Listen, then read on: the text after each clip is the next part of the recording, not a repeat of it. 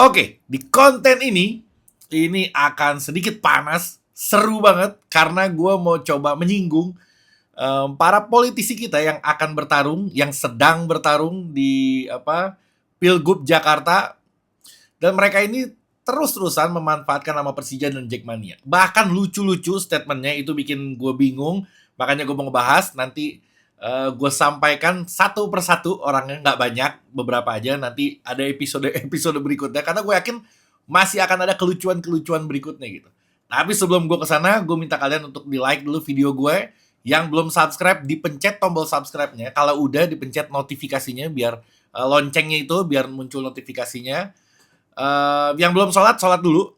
Setelah itu baru nonton gue lagi. Karena ini akan sedikit panas, jadi lu mesti mereda sedikit emosi lu dengan cara sholat dulu. Lakukan kewajiban kalian dulu. Dan ini jersey yang gue pakai, ini official store-nya Persija. Sorry, ini jersey officialnya Persija. Lu bisa beli di official store-nya Apparel Juara. Ini lihat, ini enak banget bajunya, dan ya lo sewajibnya punya barang ori dari Persija Jakarta. Jadi langsung aja ke store-nya. Oke? Gue sebelum ke sono, nanti sabar dulu. Gue mau ngebahas tentang pertandingan kemarin dulu yang kita dikalahkan sama tim promosi.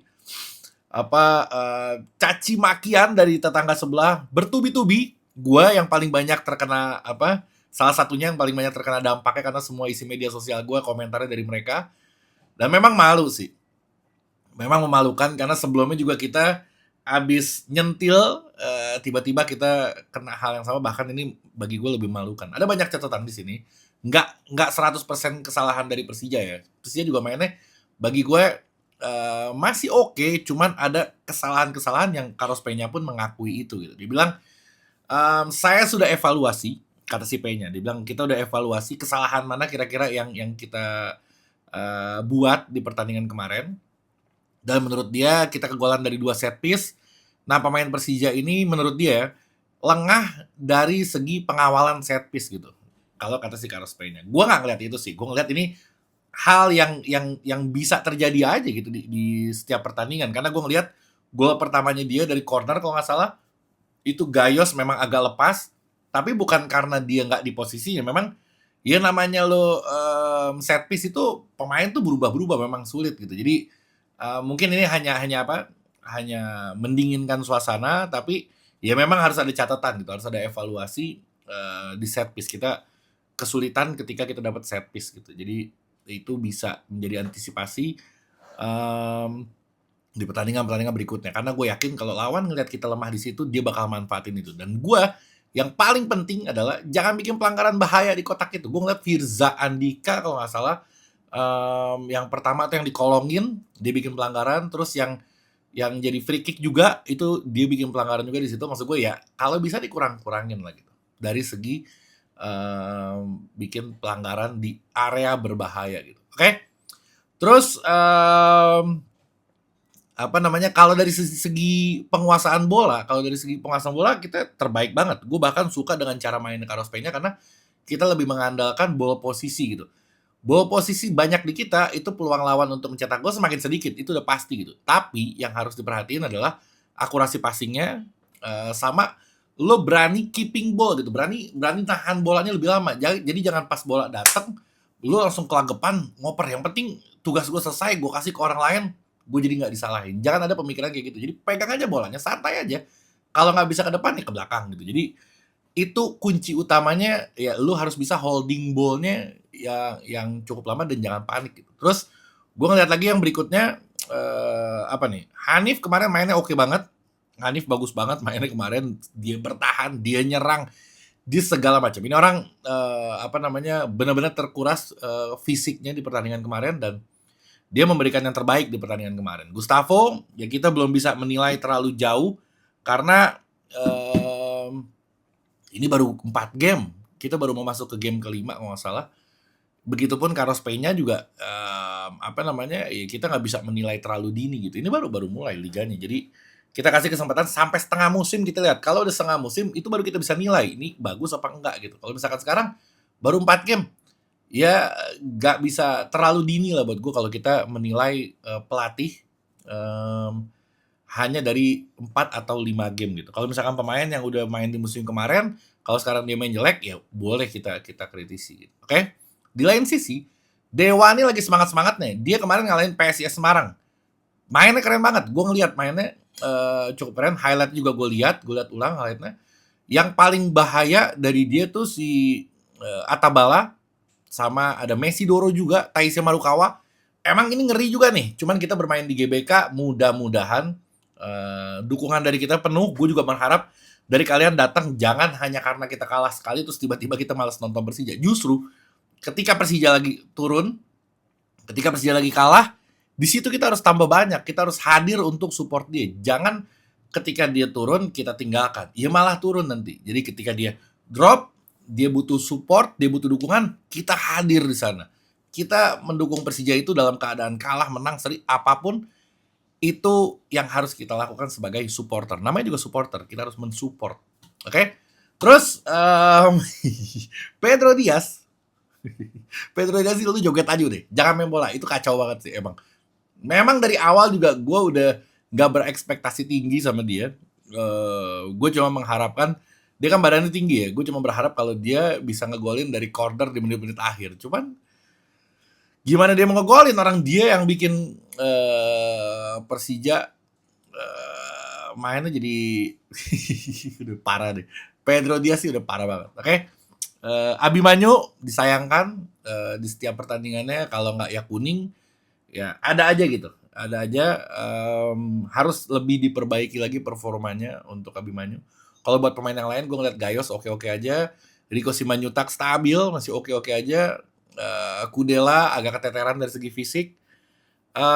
Coba lo komen di bawah menurut lo pemain-pemain kita yang kira-kira performanya nggak layak main di Persija, atau yang kemarin bermain bagus tapi nasib sial aja kita nggak bisa menang lawan Biak. Komen aja coba, gue juga pengen tahu pendapat dari lo. Oke? Ini dia. Ada Pramono Anung, ada Rano Karno, Ridwan Kamil, ada siapa lagi? Dharma. Wah, ini akan menarik banget. Tapi sebelum gue kesana, gue masih mau ngasih lihat kalian. Ya salam. Alkas Parfum. Pakai dulu, baru ngomongin politik. Biar wangi. Alkas Parfum masih ada. Ini Bernina sama Moritz.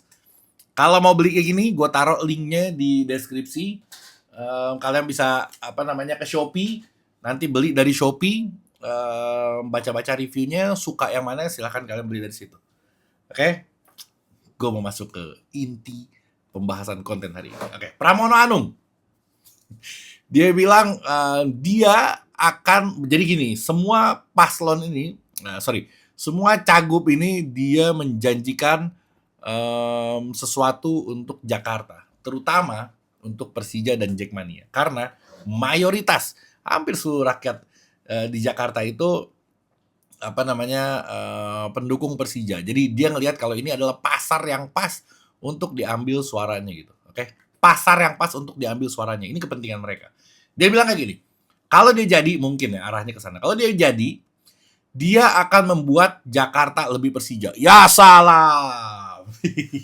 APK belum sekarang. Sekarang juga udah Persija, Pak. Tapi ada maksud lain di ucapan itu. Dia bilang, ada beberapa masyarakat yang mendapatkan diskriminasi saat mendukung Persija karena berasal dari daerah luar Jakarta. Fitnah ini.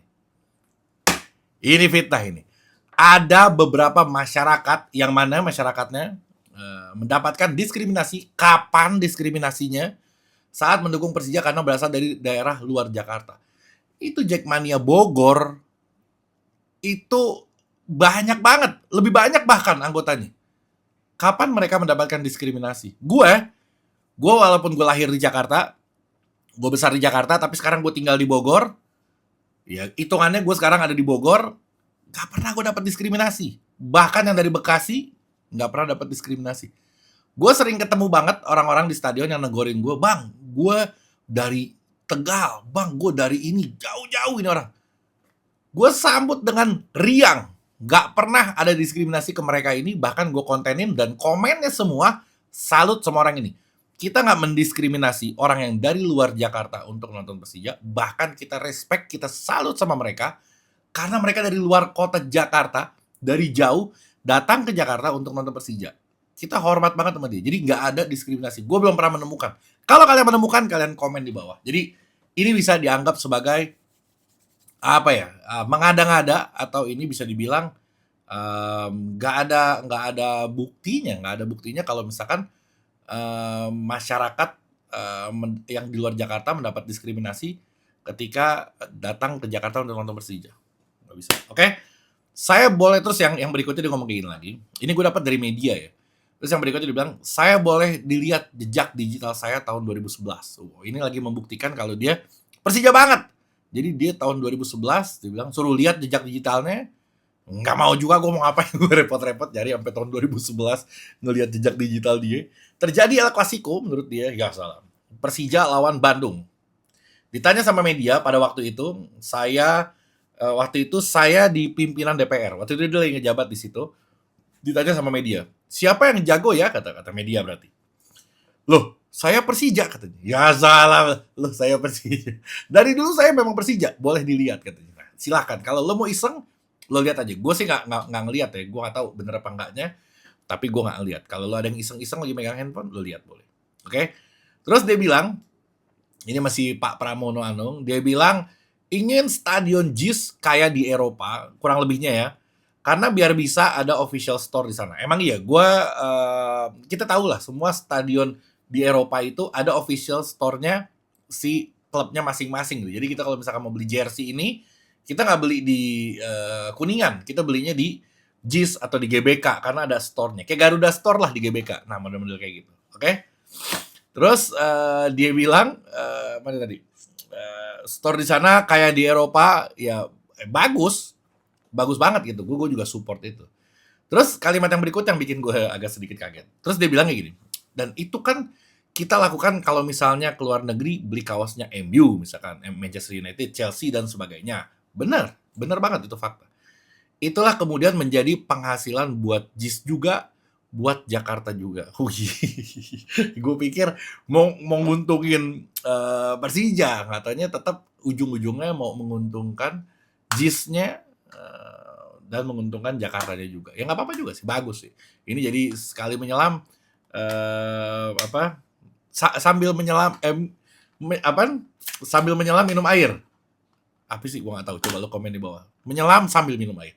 Menyelam sambil minum air. Ya salam. Hampir lupa gue. Oke. Apa salah juga? Nggak tahu. Biarin. Kita sekarang bahas si Dharma, Pak Dharma. Dia bilang, lo udah tahu ini sih. Ini udah viral. Cuman gue mau ngebahas lagi aja dikit lagi. Demen gue bahasnya. Dia bilang akan menggratiskan penyewaan JIS kalau dia menang. Gila lo. Kalau dia menang, JIS akan digratiskan. Pertama, anak-anak Jackmania kaget. Waduh, yang gratis siapa nih? Kita nonton nih. Kita nonton yang gratis sih Ajib. Kita support pasti nih. Nonton gratis ya nggak? Nah, ternyata enggak. Yang gratis itu adalah biaya sewanya. Dari Persija ke JIS. Jadi Persija digratisin sewa ke JIS. Ya tetap tiketnya mah kita bayar gitu. Jadi nggak apa-apa juga. Tapi kan tiket yang kita bayar itu kan 100% masuk ke Persija. Tanpa Persija harus membayar uang sewanya. Menguntungkan buat Persija, nggak apa-apa. Apapun yang menguntungkan buat Persija akan kita lakukan. Tapi kalau dia jadi, dia jadi nggak tahu juga. Kalau memang memungkinkan dan anggaran ada, ini mulai nih. Maka kalau perlu kita gratiskan tadi. Jadi kalau anggarannya memungkinkan, nggak bakal mungkin. Dia udah tahu itu anggaran nggak bakal mungkin. Jadi itu nggak akan terrealisasi. Menurut pendapat pribadi gue. Oke, kita lupakan bapak yang satu itu. Satu lagi, Rano Karno. Oke, nanti ada Ridwan Kamil terakhir. Pak Rano Karno asli Betawi. Kalaupun mau yang paling mendekati dengan Jakarta ya dia doang sih memang. Yang paling realistis. Tapi gue nggak mendukung nggak tahu ya. Gue nggak bisa dijanjiin lagi sih. Gue mau dijanjiin gimana? Gue pengen yang sebenarnya yang udah membuktikan gitu, bukan yang menjanjikan. Cuman nggak bisa, kondisinya sekarang ya lu tahu sendiri. Oke? Pak Rano Karno, Bang Dul. Dia setuju kalau JIS jadi kandang Persija. Dia juga sempat membantah ucapan dari si Pak Dharma itu. Dia bilang nggak mungkin JIS digratisin. Ya mungkin duitnya dari mana kali. Itu lebih realistis bagi gue. Nggak mungkin JIS bisa digratisin. Jadi ucapan dari Rano Karno yang itu agak masuk akal. Terus dia bilang, yang ucapan dia lainnya adalah dia setuju kalau JIS jadi kandang Persija. Udah Pak, udah sekarang juga udah jadi kandang Persija. Kita juga kemarin main di JIS. Udah ada berapa pertandingan kita main di JIS. Jadi udah, bukan setuju kalau JIS jadi kandang Persija. Nggak usah setuju juga emang udah. Jadi nggak perlu persetujuan dari ente. Terus yang berikutnya, Rano Karno sedih lihat Persija pindah-pindah. Kita bukan sedih lagi Pak, kita udah nangis bombay. Kita udah puluhan tahun menangis ngelihat Persija mundar-mandir stadion. Bapak masing sedih, belum netes air matanya. Kalau kita udah nangis bombay. Oke? Ridwan Kamil, Pak Ridwan Kamil ini adalah supporter dari Persib Bandung. Jika terpilih, dia akan menjadikan, ini kalimatnya sama juga, jika terpilih jadi gubernur DKI Jakarta, gubernur Jakarta, dia akan menjadikan JIS sebagai home base dan dia akan melibatkan Jackmania sebagai pengurus stadion JIS. Allahu Akbar. Untung nggak? Untung emang. Cuman nggak ada di dunia manapun supporter ikut ngurus stadion. Gue nggak tahu ya kalau bisa itu terrealisasi apa enggak, apa itu menguntungkan atau enggak, atau itu baik atau enggak, gue nggak tahu. Cuman gue pernah ngeliat aja kalau ada supporter ikut ngurus pengelolaan stadion. Mungkin bagus, tapi gue nggak pernah ngeliat itu. Jadi gue nggak tahu ya. Dan untuk apa gitu? Buat apaan? Maksudnya supporter kan kita kan support tim ya.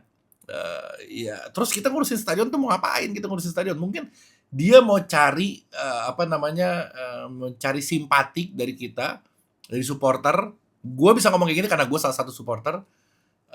Gue nggak tahu supporter yang dimaksud siapa, tapi gue merasa gue supporter Persija.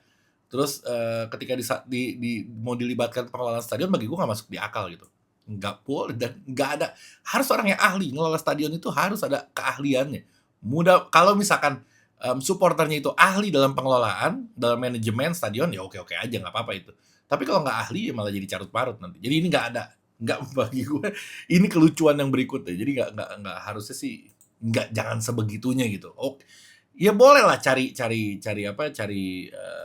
caper atau PDKT, tapi jangan kelewatan kayak gini. Bagi gue sih ini udah over. Oke? Terus Ariza, salah satu timnya mungkin, dia bilang gini, karena seperti harapan Jackmania, ya ini baru sekarang gue pada ngedengerin dia ngomongin Jackmania. Sebelumnya nggak pernah pada ngomongin Jackmania. Oke? Karena seperti harapan Jackmania yang ingin diberi kesempatan terlibat aktif dalam pengelolaan JIS, itu akan diwujudkan, bukan sekedar janji kosong. Oh, harapan dari Jackmania, kesempatan terlibat aktif. Gue nggak tahu ya, apa ini orang ngarang, apa memang ada harapan dari Jackmania, atau ini orang yang cuman ngarang aja.